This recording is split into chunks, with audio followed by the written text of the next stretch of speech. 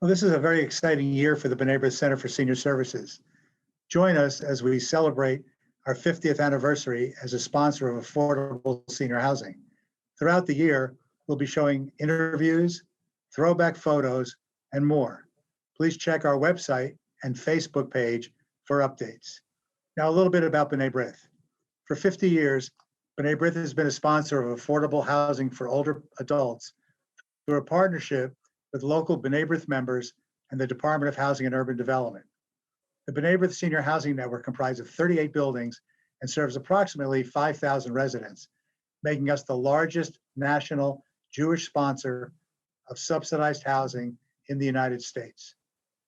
B'nai B'rith's focus, our housing footprint, spreads across the country, with buildings from New York to California and from Florida to Peoria, Illinois, and everywhere else in between. We began providing HUD-assisted housing in 1971 when we opened our first sponsored building, the B'nai B'rith Apartments in Wilkes-Barre, Pennsylvania. Today, we're pleased to have Robert Cottingham and Jeff Cottingham from the Robert Cottingham Property Management Company, which manages the Sam J. Stone B'nai B'rith Covenant Apartments of Peoria, comprising of 2 building campuses, Phase 1 with 201 units and Phase 2 with 72 units. They also manage other senior housing in the Peoria area. We're going to be talking today about their experiences working with the B'nai B'rith properties and how it's become a family affair for their property management company. Welcome to both of you. Thank you. Now it's Bob. You've been involved with the property since the first building opened in 1979. Can you talk about what the driving forces were behind both properties? And can you explain how you enjoyed working with the B'nai B'rith Housing Committee in Washington, D.C.? The driving force here in Peoria on the first days was Sam Stone, who the building is now named after. This was a renewal area.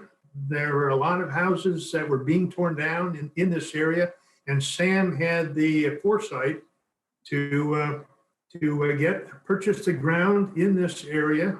People thought he was absolutely crazy, but if you look at the area today, it's almost park-like. And I remember more than 40 years ago standing in this building, looking at the houses across the street and the water company that was across the street, and how dilapidated and run down everything was, and wondering why anybody would want to come to this area to live in this building. But of course, all of that changed. So that it worked out very nicely. So, and still to this day, I meet on a regular basis with Mike Stone now, who's the president of the board of directors, Sam's son, on a weekly basis at least, and between the two of us, we still refer and question with each other. How would Sam do it? What would Sam like to see done here? So Sam is very much still with us in that respect. So. Can you explain, Bob, a little bit about how Sam came to decide to do senior housing in Peoria under the B'nai B'rith auspices, since we understand that's not a huge Jewish market? And Sam and I know had a lot of conversations along that line.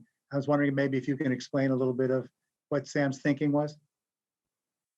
Well, Sam was very big on B'nai B'rith. He was thought a lot about B'nai B'rith, and then he was part of that housing committee that went back 45 or 50 years ago, something like that. He and guys like Abe Kramer and I don't know, Sid Spector and a couple of, I can't remember all of the people. And Sam had the idea that he wanted to build a building in Peoria. If we could build a B'nai B'rith elderly housing elsewhere, it could be built in Peoria too. And it's a tremendous amount of paperwork.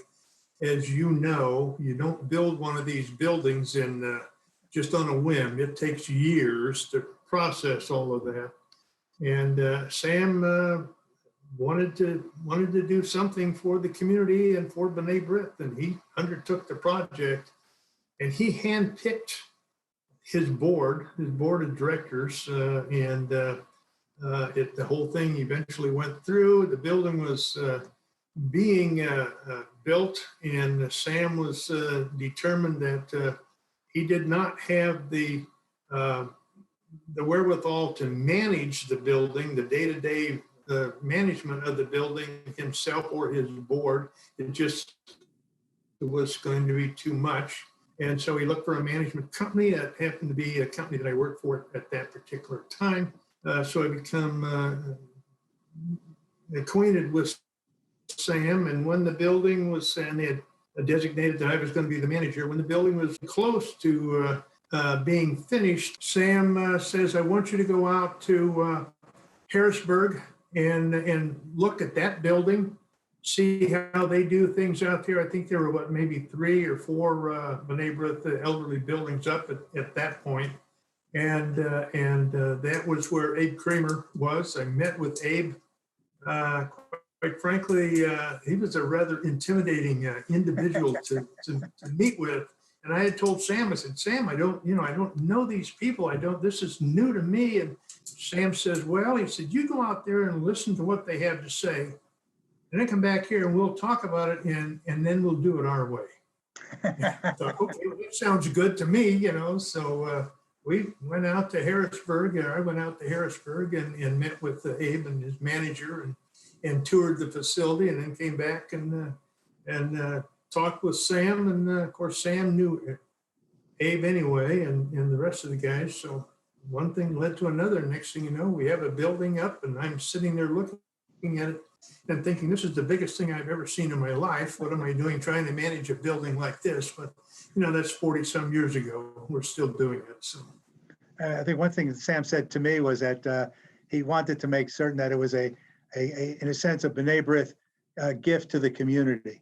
He wanted to make it a community project. He wanted it to be inclusive, I should say, and wanted to make certain that it was a B'nai B'rith community service in all sense of that word. Is that how you envision it? Yes, he did. And that was, the building was named officially the B'nai B'rith Covenant House of Peoria. So he got the words B'nai B'rith right into the name of the building. So very much like that. And I just wanted to mention that actually that senior housing committee started in the 60s. Yep. Been the first building in 1971, but they were working together for quite a while before they were able to get the first capital advance application in. Right.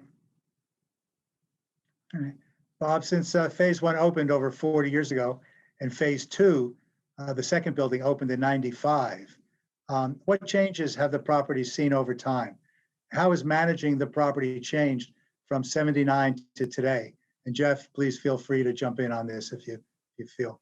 Well, Jeff can jump in anytime, but if nothing else, it's the volume of paperwork now that it takes to manage the building, to do a tenant file and so forth. In 1979, we were told by HUD that we were not investigators. If the tenant told you what their income was, and you just take that number and go with it. You did not have to investigate. You weren't supposed to investigate. So we didn't really have the requirement of the third-party verification system that we have today.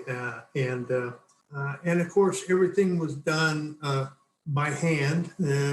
All the book work, everything was, all the calculations were made with a calculator. There was nothing that was computerized at that point. HUD personnel would come down from Chicago in our case. They traveled, they had a travel allotment. And from time to time, we would see individuals up at HUD. We had individuals that we could contact call on the telephone and talk to.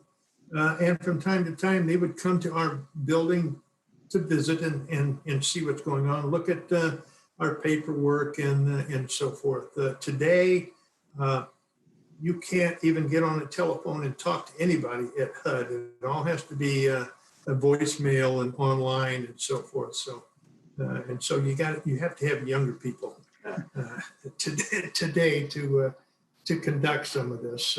And I would second the thought on the changes in dealing with HUD has been the biggest change. You know, we're here for the residents, and that hasn't changed since day one in the way we facilitate all the programs and so on and so forth. It's the changes in HUD that really created the challenges over the years, and keeping up with the current laws, the current regulations, and et cetera. That's the most challenging. This next question is for each of you. Bob, you were a bit younger when you started the management company, which bears your name, and you've now passed the company to the younger generation. And Jeff, I understand you basically grew up working for the company. I was told that you used to work after school mowing the grass at the B'nai B'rith properties. Can you tell us a little bit about the family business and how it became such a family affair? When there was just Sam and Abe and the old guys, that old group, and most of them were considerably older than I was at that particular time. And we went, managing agents and board members in the beginning, but then just managing agents went to the B'nai B'rith building once a year for meetings. You remember those. And they were extremely helpful as far as I was concerned. We got all kinds of information from HUD personnel and so forth, and a lot of which you lined up with Gene and a number of other people that worked out there. So I really looked forward to those meetings in Washington, D.C. on a regular basis, on an annual basis. And what I did, I never came out by myself. I always came out with my wife, and then first couple of years. And then after that, every time we came to Washington, D.C. for one of those meetings, we brought a grandchild with us. Now, all of my four grandkids all got to go to Washington, D.C. 1 year after each other when I was going out for the meeting with B'nai B'rith. So I don't know, it just got started with the grandkids at that point, just having them tag along to Washington, D.C. And then, of course, I would attend the meetings during the day, and then at night and so forth, we would see the monuments and so forth. And all the kids and grandkids got to see Washington, D.C. that way. And then, of course, the two sons, Jeff and Victor, both were graduating all the way back into high school. I mean, there are stories about them on their lawnmower, so we don't need to get into that. But I've got one story I will relay, not a bad story. Coming here in the summer times, when we were off at school and cutting grass at 8:30 in the morning, we used to have a barbecue restaurant on the corner right near the building, and they would be firing up the old wood burner and burning off the old barbecue from the day before. And at 8:30 in the morning, you talk about getting hungry smelling the barbecue while you're cutting the grass. That was definite. But I've been actually technically working in the company since July 1st of 83. So I'm in my 38th year doing this, but absolutely started cutting grass, and then into maintenance, and then into the accounting department, and then into working with the resident files, and then into the property management side of things. So I've done a little bit of everything. Other than being an actual apartment manager, I skated by that one. I think that's above my pay scale, I think. But I've done just about everything, in now going to board meetings, and my primary duties at this point are dealing with HUD and dealing with board members, while some of the other property managers deal with the resident issues. So yeah, it's been a few years, but learn every bit of it going up and through. It's a good way to do it. I didn't realize, Jeff, that you and I are actually then contemporaries, because I started in 83 as well. So we're the same age. I doubt that. In Yeah, and fact, Mark, actually, and I would say Jeff now continues the tradition, not bringing grandchildren, though. I haven't seen them yet at our meetings, but Jeff comes to our training meetings as well. You know, in fact, my first training meeting, you would take me out to Harrisburg, I think. Yeah, yeah. For I don't remember how long Yes. ago that was. We went to Harrisburg, and of course that's right near Hershey too. So that I think my highlight was Hershey, but we got to go to the Harrisburg meeting. Great. Hey, Janelle, did you have something you want to jump in? Yeah. Well, I have some comments and a couple of questions for both of you. So I did visit the building almost 2 years ago. It was August of 2019. I came, you were doing training for the staff of all your buildings, and I was participating in that. Get to see the buildings. They look great. I was really impressed by the amenities that are not always typical of a Section 202 building, such as the koi pond. You have an aviary. There's lots of sitting areas. You have meals, a cafeteria that you provide meals for the residents, the convenience store, and a really extensive food bank. So how is the management company and the board able to keep the building in such great shape, ensuring it remains open for the next generation of residents and continuing to provide all those extras? And I also expect some of those extras really came in handy during the pandemic. They did. First thing, some of those you talk about the kitchen here in the first building. That was put in at construction when the building was funded in whenever the funding was made available in 1976 or 77, something like that. That kitchen, that's a full 5-star restaurant kitchen that was put in this building.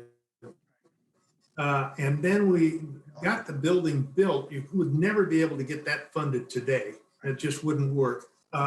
Once we had the building built, then we went to HUD and said, look, you allowed us to put this kitchen in. Now we can't just leave it sit, all this equipment, and ignore it. And HUD said, well, you're right. Okay, we'll build it into, here's a rent increase that'll cover the salaries and so forth for the people who will work in that kitchen. So everything has been in conjunction as far as HUD is concerned. They've been very helpful to us. We wouldn't be able to do that today with today's funding. You wouldn't get the kitchen to start with. You wouldn't get the balconies that we have on this building. You would go with cost containment, would knock all of that out. But HUD has been very easy to work with the building. Look, this is what the building is. This is what we need to operate it. And HUD has pretty much said, okay. Now the koi pond, that was essentially my choice on construction of phase 2, the second phase, just because it looks nice and it's right in the front of the building. I mean, who could pass up, walk on that sidewalk in front of the building and not stop and look at the koi pond and then tell everybody else, that building down there has a koi pond in the front of it. And we had some really nice fish that from time to time we lose and have to restock, but I put it in there just because it was going to make that front of that building look so much nicer. And that was a capital advance program, and HUD allowed it in the construction of the building. So now it's just a matter of maintaining it and so forth. So I might jump in on some of the things you were saying. You talk about the budgeting, and obviously proper budget management has helped us through the years maintain all these amenities and programs. But even looking at the construction differences between phase 1 and phase 2 and the two different HUD programs, and you mentioned balconies.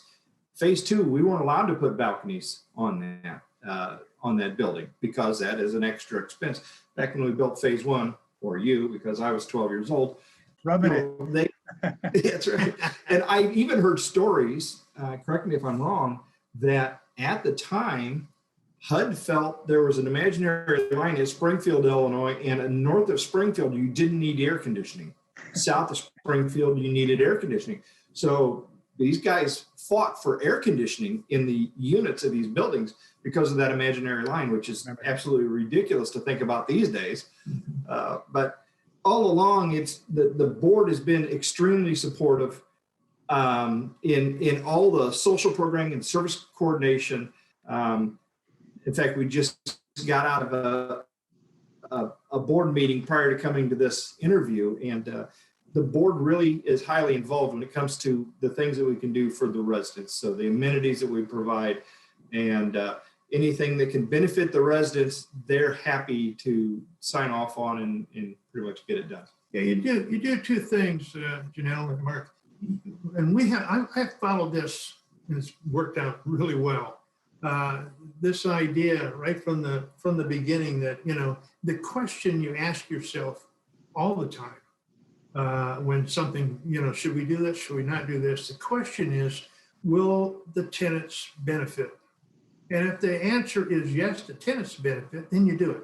And if the answer is no, there's no benefit to the tenants, then you don't. So let's spend it here. They're giving it to them here, so let's use it for the benefit of the residents. And when you do that, HUD is happy. We have satisfied one of the goals of HUD and probably even Congress to provide, nice housing for low-income people, low-income seniors, and everybody seems to be it works better that way when you have a budget and you use it to the benefit of the residents.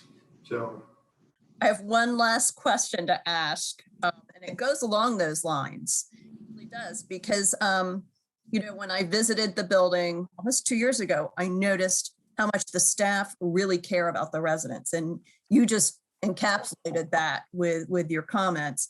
And we're very proud of those extras they provide.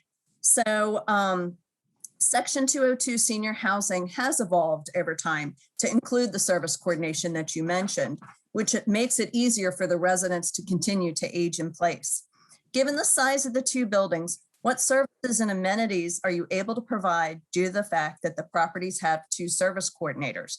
And how have those amenities, along with the service coordination, evolved over time? Well, it's evolved right along with society in general. There's so many more things available today than there were 40 or 45 years ago. But with the those service coordinators, for instance, we have one in each building, as you just mentioned. And just recently, when we went through the last 12 months with the COVID situation and so forth, we were able to, through our service coordinators, work it out with the Peoria City County Health Department to come into the buildings and administer the COVID shots, first and second shots. Most of them received the Moderna. In our case, some of them got the Pfizer shots. I don't think anybody got the Johnson & Johnson in our case. But those service coordinators have the contacts. They know the people at the health department and other agency on aging and all of that sort of thing. We were able to line that up and just bring the shots, the injections to the building. They didn't have to worry about 248 or 280 people and how we were going to talk them into going somewhere and getting their injections. So, that's just one item. We have a van, in a bus, so to speak, for each of the two buildings. We've had a couple of board members, as you remember, Gloria Miller. Gloria from Peoria. Gloria from Peoria, that's correct. She, at one time, this is a number of years ago when she was still alive, and we were questioning whether or not we needed a bus for the smaller building. Gloria was of the opinion that if we didn't have a bus for the smaller building, which is right next door, as well as a bus for the larger building, then they might feel like they were second-class citizens in the smaller building. And the board was not really all that sold on purchasing a second bus until Gloria put her fist on the table in a board meeting and made a certain comment that convinced the board that they really should buy that second bus. So they did, thanks to Gloria. So I mean, it's our board of directors, and some of the members of that board of directors have been very active. When Gloria passed away, she left to the B'nai buildings to be used specifically for trips and bus trips and that sort of thing. So we started that program, 3 years ago, then we had to hold it up because of the COVID and so forth.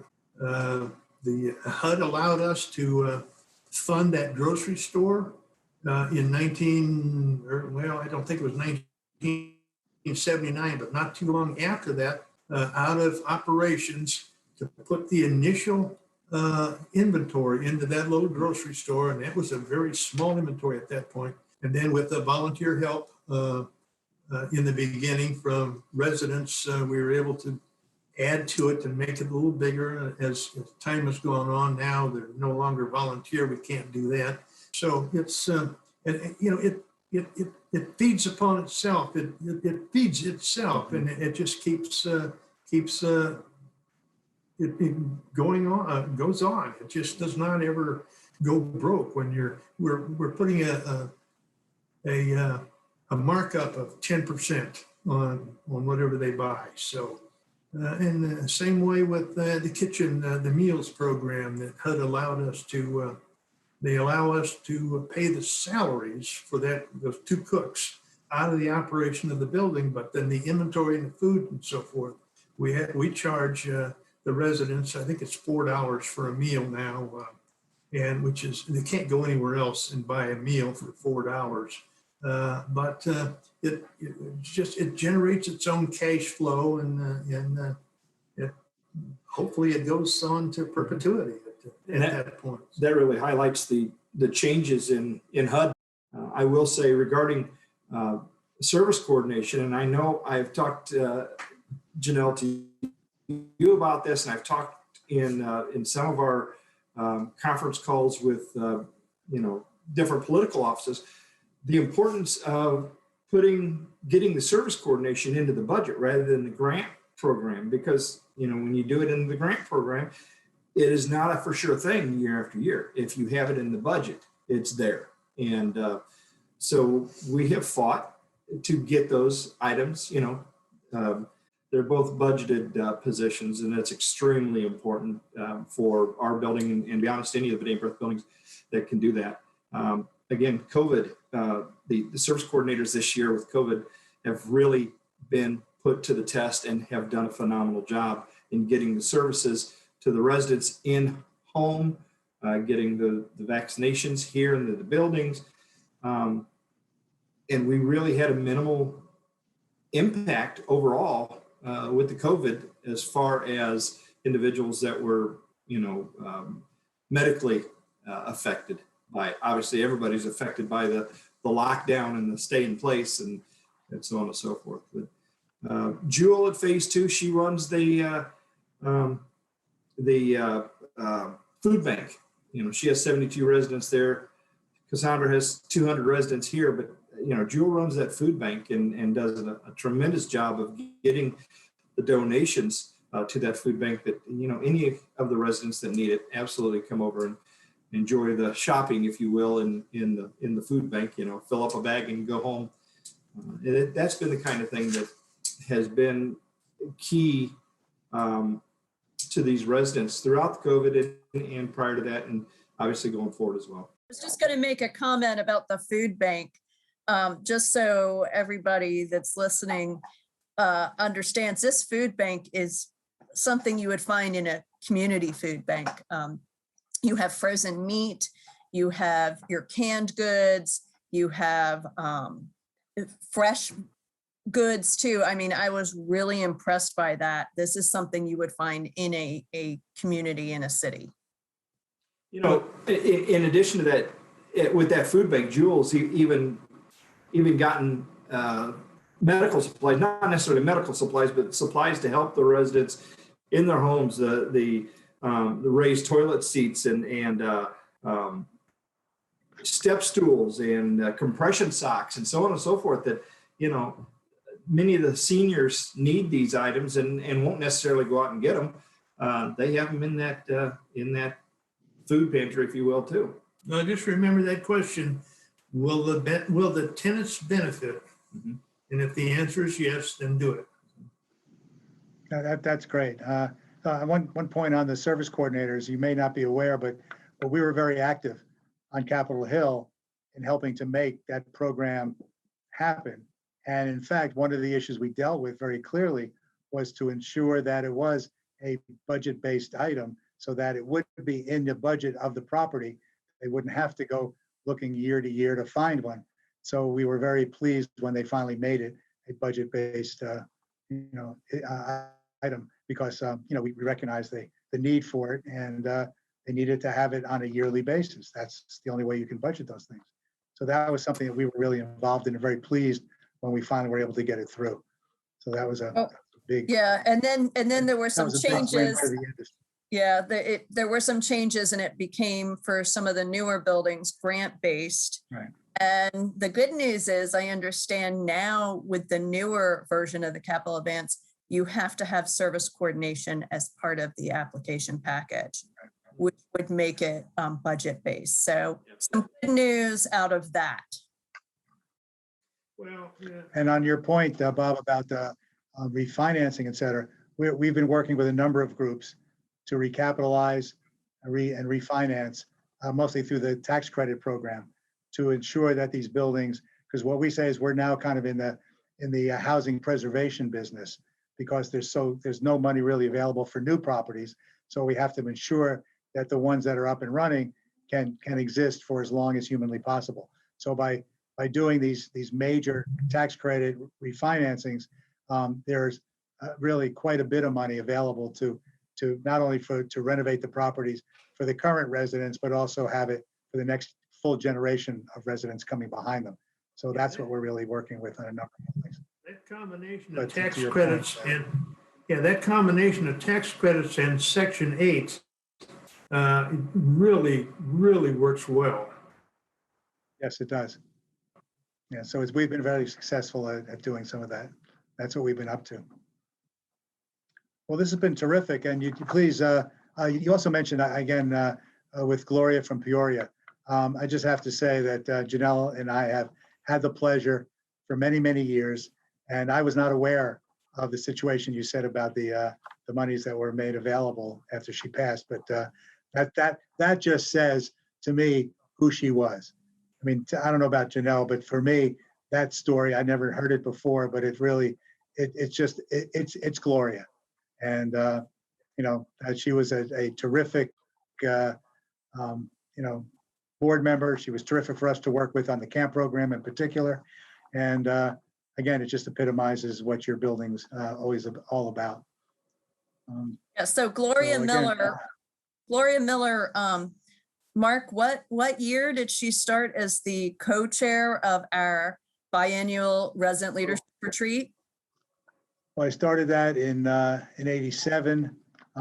Shortly thereafter, I mean, she really got involved fairly early on in that program, and she would come every year, and she was just terrific. What we did is we basically kept it with very few, if any, volunteers.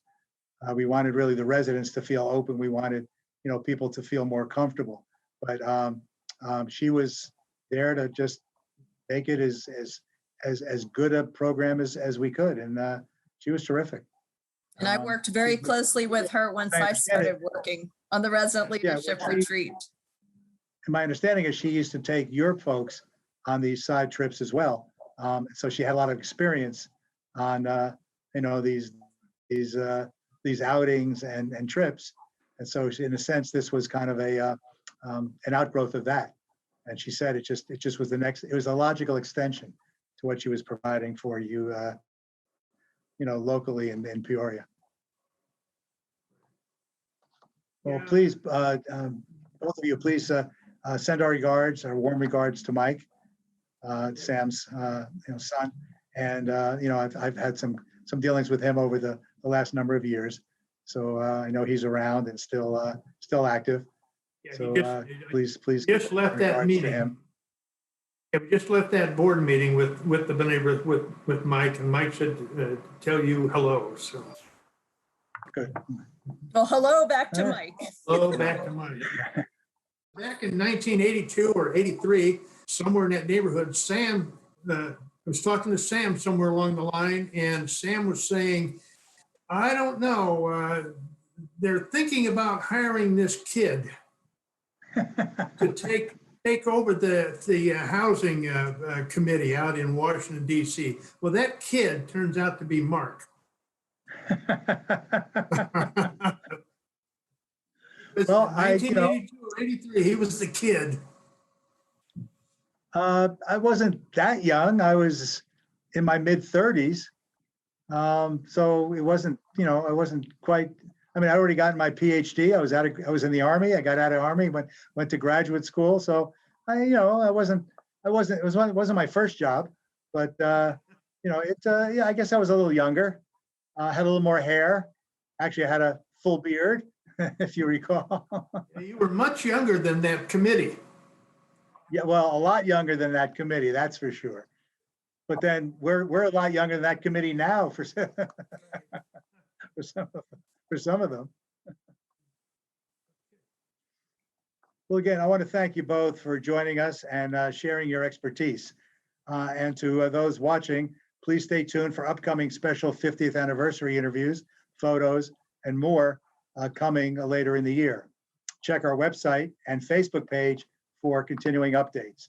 And as we like to say, cheers to 50 years.